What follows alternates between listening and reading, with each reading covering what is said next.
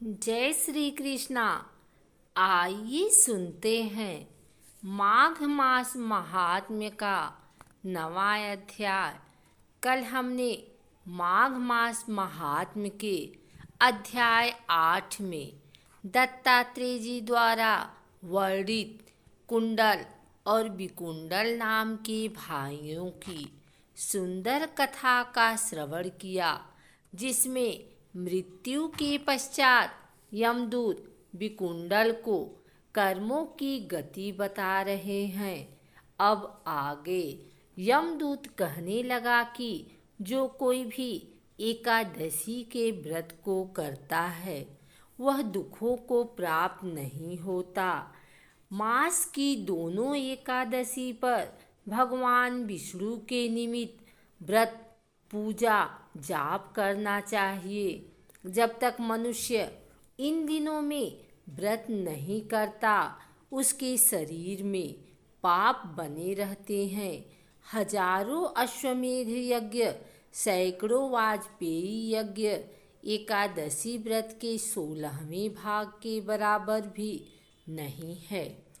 एकादशी के दिन व्रत करने से 11 इंद्रियों से किए सब पाप नष्ट हो जाते हैं। गंगा, गया, काशी, पुष्कर, कुरुक्षेत्र, यमुना, चंद्रभागा कोई भी एकादशी के तुल्य नहीं है।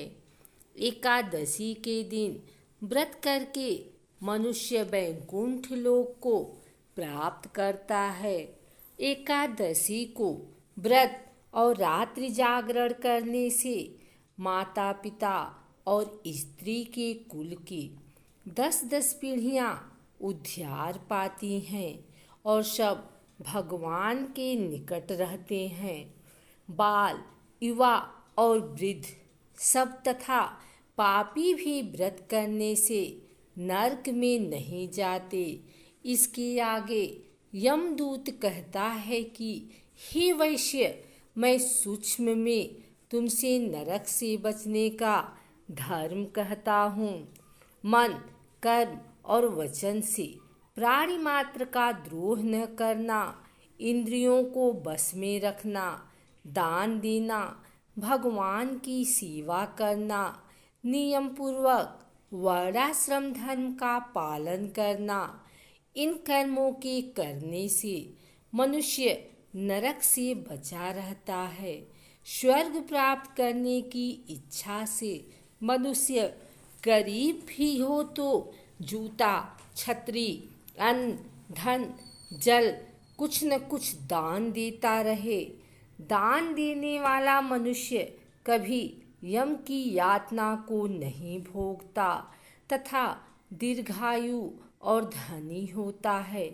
बहुत कहने से ही क्या, अधर्म से ही मनुष्य बुरी गति को प्राप्त होता है। मनुष्य सदैव धर्म के कार्यों से ही स्वर्ग प्राप्त कर सकता है। इसलिए बाल्यावस्था से ही धर्म के कार्यों का अभ्यास करना चाहिए। ये सब सुनकर बड़े प्रसन्न होकर विकुंडल कहने लगा, हे यमदूत, तुम्हारे वचनों से मेरा चित्त अति प्रसन्न हुआ है, क्योंकि सज्जनों के वचन सदैव गंगा जल के समान पापों का नाश करने वाले होते हैं। उपकार करना तथा मीठा बोलना सज्जनों का स्वभाव ही होता है। जैसे अमृत मंडल चंद्रमा को भी ठंड कर देता है। अपनी बड़ी कृपा करी जो मुझे कर्मों की गति का ज्ञान दिया। अब कृपा करके यह भी बतलाइए कि किस प्रकार मेरे भाई का नरक से उद्धार हो सकता है।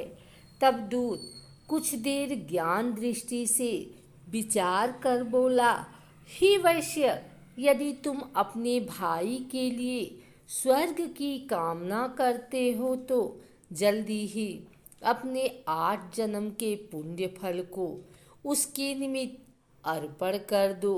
तब विकुंडल ने कहा कि हे दूत, वह पुण्य क्या है और मैंने कौन से जन्म में और कैसे किया है, सो अब बतलाओ। फिर मैं अपना पुण्य अपने भाई को दे दूंगा। दूत कहने लगा कि हे वैश्य, सुनो, मैं तुम्हारे पुण्य की सब कथा कहता हूँ। पूर्व समय में मधुबन में साल्की नाम का ऋषि था। वह बड़ा तपस्वी, ब्रह्मा के समान तेज वाला था। उसकी स्त्री रेवती के 5 पुत्र थे, जिनके नाम ध्रुव, शशि, बुध, तार, ज्योतिमान थे। इन 5 ने गृहस्थाश्रम धारण किया तथा निर्मोह, जितामाय, ध्याननिष्ठ और गुणात्मक ये चारों संन्यास ग्रहण कर वन में रहने लगे। वे लोग किसी भी प्रकार के अवगुण से बहुत दूर थे और पत्थर और सोने को समान समझते थे।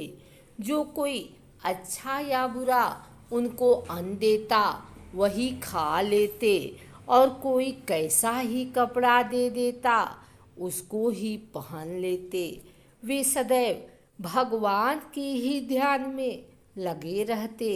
इन चारों ने व्रत, शीत, निद्रा और आहार सबको जीत लिया। बस चर अचर को विष्णु रूप समझते हुए मौन धारण करके संसार में विचरते थे। ये चारों महात्मा एक समय तुम्हारे घर आए। जब तुमने मध्याह्न के समय भूखे प्यासे इनको आंगन में देखा तो तुमने गदगद कंठ से आँखों में आंसू भरकर इनको नमस्कार करके इनका बड़ा आदर सत्कार किया। इनके चरणों को धोकर बड़ी प्रेम से तुम इनसे कहने लगे कि आज मेरे अहोभाग्य हैं, आज मेरा जन्म सफल हुआ, मुझ पर भगवान प्रसन्न हुए, मैं सनाथ हुआ, मेरे माता पिता, पत्नी, पुत्र, गौ आदि सभी धन्य हैं। जो आज मैंने हरि के समान आपके दर्शन किए। सो हे वैश्य, इस प्रकार तुमने श्रद्धा से उनका पूजन किया और चरण धोकर जल को मस्तक से लगाया। फिर विधि पूर्वक इनका पूजन करके तुमने इन सन्यासियों को भोजन कराया। इन सन्यासियों ने भोजन करके रात को तुम्हारे घर में विश्राम किया और ब्रह्मा के ध्यान में लीन हो गए।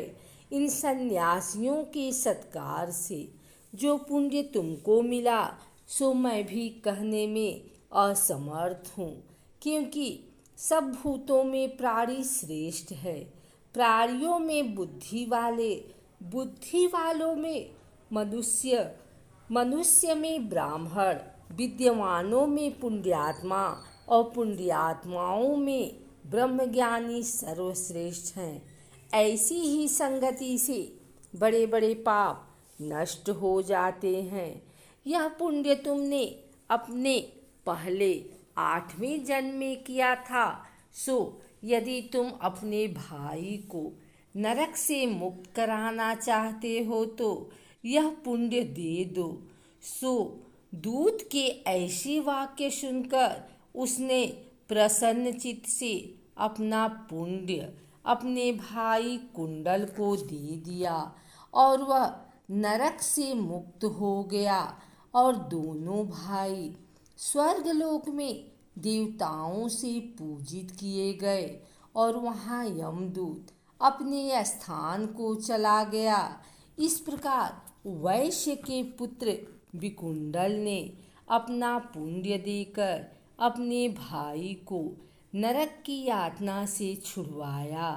सो ही राजन, जो कोई इस इतिहास को पढ़ता या सुनता है वह 1000 गोदान का फल प्राप्त करता है।